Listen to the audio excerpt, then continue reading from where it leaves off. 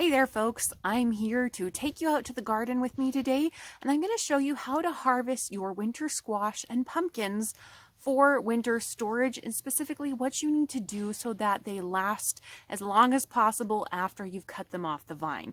So I'm going to bring my pruning shears and we're going to go out there and tackle some stuff. But the first thing I want to touch on real quickly before we do that is this works best with your winter squash varieties or, yes, pumpkins. So things like zucchini and your summer squash varieties, those won't keep as long in storage simply because they don't have the same thick skin on them. So that's just a heads up for you.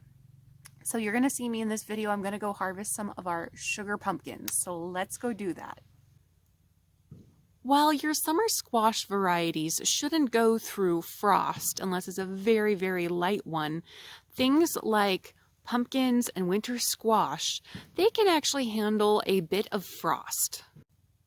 As you can see here, the vines are dead, but because of their thick skin, the pumpkins and winter squashes are actually okay, and sometimes they will even ripen more if you leave them out after your plants have died off. You can see all the dead vines and leaves. This was a big pumpkin and squash patch. Most of it's been pulled in, but we do have a few over here still. So let me go show you how to harvest those. When the time comes to harvest your winter squash or pumpkins, the important thing, it's really simple, but the important thing is to make sure you leave the stem on. So don't break it off here at the base of your plant. Cut it back a ways away.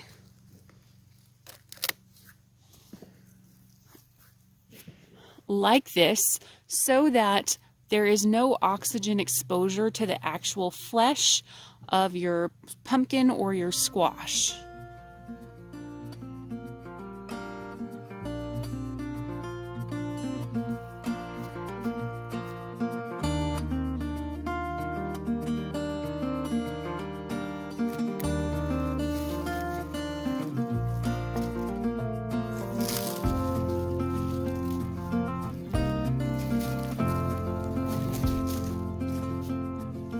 Once your pumpkins or winter squash are harvested with the stem on, and no, you don't have to leave a lot, you can just leave a little nubbin, but once they're harvested, you're going to find conflicting ideas online about how you should cure them and what you should do. Some people insist that where there's dirt, that you need to go in with a cloth and wipe all the dirt away, disinfect the skin of the pumpkin or the squash.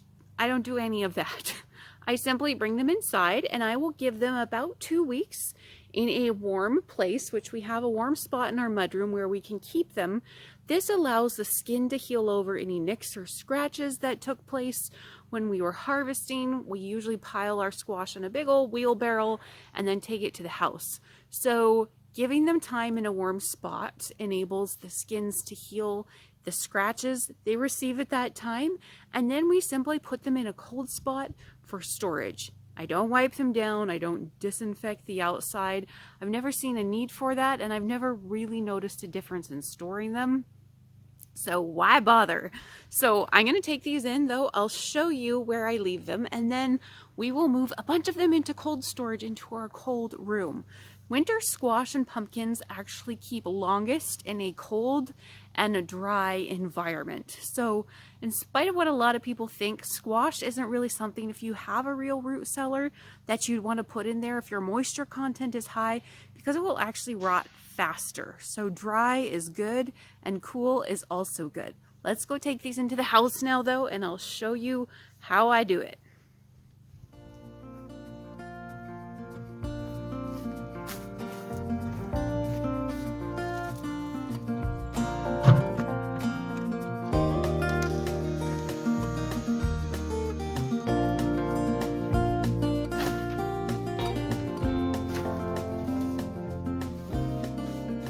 So here's what we do. We bring it in, we have this shelf in our cold room where we set things, we let them sit here for about 2 weeks, sometimes longer. It's not a finicky window, but that does give that skin a time to heal. And then here's what we do, both with, these are actually, they look like pumpkins, but they're actually a winter squash. We actually then go in and instead of wiping them down with a cloth, I just brush the dirt off unless it's really caked on there. There's no need to use a cloth on them and like disinfect them. I never do that. So I just go through, brush off my pumpkins or winter squash. You don't have to use your sleeve. You can use a cloth. But I will brush them off, and then I will take them out and put them actually back in our cold room where we use the outside winter temps to keep the space cold. And these will keep for quite a while in there. So I'm going to go through, brush them off, and then haul a load over, and we'll arrange those in the cold room. But for now, those ones I brought in, those pumpkins will turn more orange as they sit here in the warmth for 2 to 3 weeks. And then they will also be brushed dry and go into storage. So let's clean some of these up and take them over to the cold room.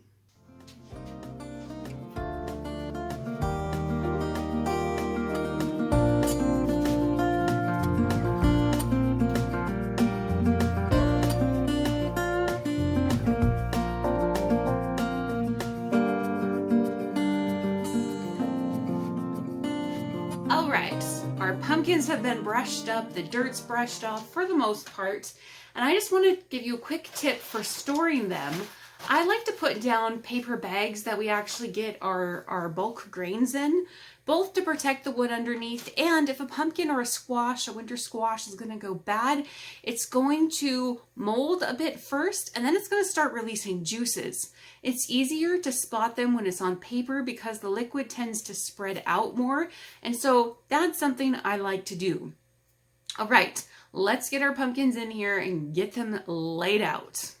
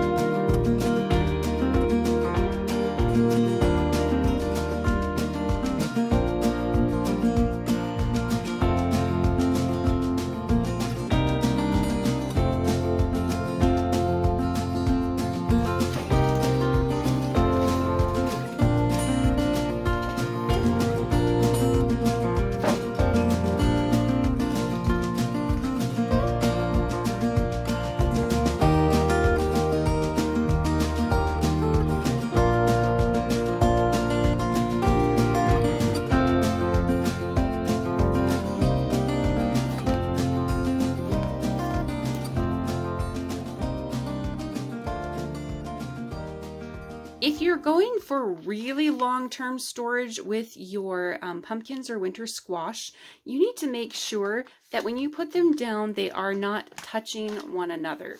So if they are touching, that is the first spot that is most likely that your pumpkin or winter squash will rot. So make sure when you put them down, if you're going for long-term storage, like months and months, make sure you leave a space between each one, even if it's just a little crack. That will actually help improve their storage life and their keeping quality.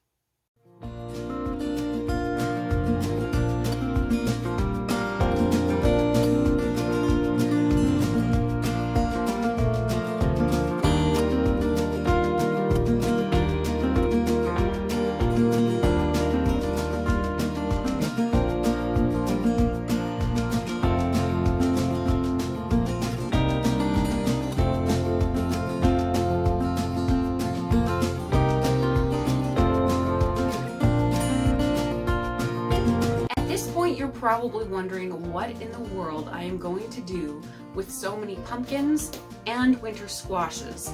And let me tell you, I probably am going to give some of these away. Sometimes with pumpkins or squash, sometimes it is hard to know how much to plant. Some years your plants only give you 2 pumpkins or squashes per plant, and other years they give you like a dozen. So this year the pumpkins went a bit crazy, so I will go ahead. There's fruit flies in here. I will go ahead and probably give some of these away. I'll use some for decorating, and then we actually will just eat the rest. I love to take sugar pumpkins specifically, and my winter squash, but sugar pumpkins like these ones, and I will have them empty out the seeds, put them in a baking pan with a little bit of water, and roast them in the oven. So good. They taste like a delicious winter squash. I sometimes make pureed soup with them. You can pressure can pumpkin in cubed form. I can cook it and freeze it and then use it later in pumpkin muffins or something like that. We can use the puree for pies. There's actually a lot you can do with pumpkins. And my challenge is not necessarily getting things to the cold room, but my challenge is always using it up.